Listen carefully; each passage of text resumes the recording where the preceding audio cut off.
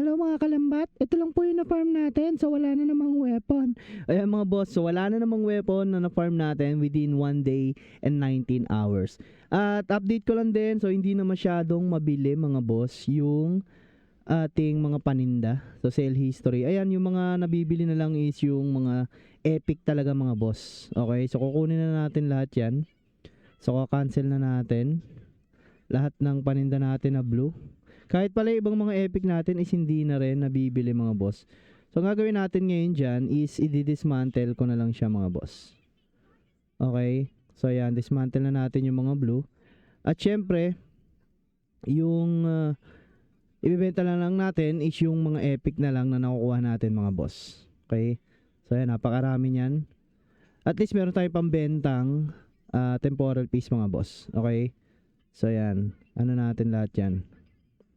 So dismantle natin. So 5,200 ang na-farm natin doon mga boss. And then syempre itong mga natira, easy to trade na natin. So wala pa rin nadagdag. So 100 lang yung nadagdag sa ating Dayas since na nag-farm tayo mga boss. Put up sale. Ayan, sale lang natin ang sale yan. Ayan, at least mga 50 pataas na yung mga price nito. So okay lang. Ayan, so baguhin natin yung mga price. Okay. So yeah, meron nga palang jump server na daw, 1M lang mga boss. Pero sa tingin ko di muna ako lilipat. So medyo okay pa naman dito yung market at may bumibili pa rin ng ating mga Dayas. No, compared doon sa ibang server. Okay. So ayan. Benta lang natin ang ibenta yan mga boss. So ganyan lang ang buhay farmer dito sa Lord 9. So okay lang naman kasi AFK lang naman yan mga boss no. So hindi ka naman masyado nagpagod dyan. Okay, so kahit siguro yan, plus 6, benta rin natin ang ganyang price niya. Okay. So, benta natin, magkano ba to? 10. So, sama na rin natin yan.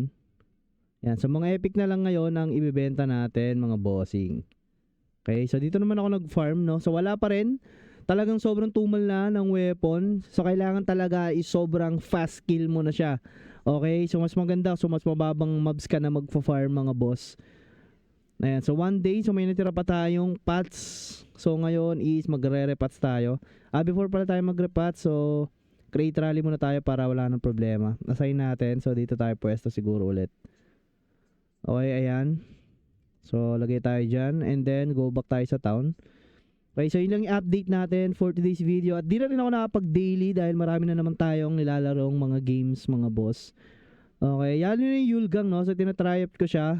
Sa tingin ko is meron yung NFT maganda ron. So update ko kayo mga boss. Abangan nyo yung video natin about doon. And then ito nga pala yung bago mga boss, no? Yung lipat server. Ayan, 1M Dayas lang. So ililipat ko na lahat ng alt ko dito sa H1 mga boss para sama-sama na lang lahat dito magfa-farm. So goods na yan. And then ito naman yung ano to? Yung skin mga boss. Ayan. So 500 pesos. Maganda rin. Maganda rin siya. Tanggal natin yung display. Ang taba mga boss pag walang helmet. Mas okay pa rin yung yung free. Mas okay pa to. Mount Jungkook yung natin. Yung character natin mga boss. So anyway, yun ang update natin. At dinadagdagan yung ating Dayas mga boss. Okay? May event pa ba dito? Ayan. So hindi nadagdagan yung ating Dayas, no? So tatingin ko pwede ko na siyang ibenta. Yan, 5.8 na yan. So DM nyo lang ako mga boss or sa Discord yan. Maraming salamat. Bye-bye.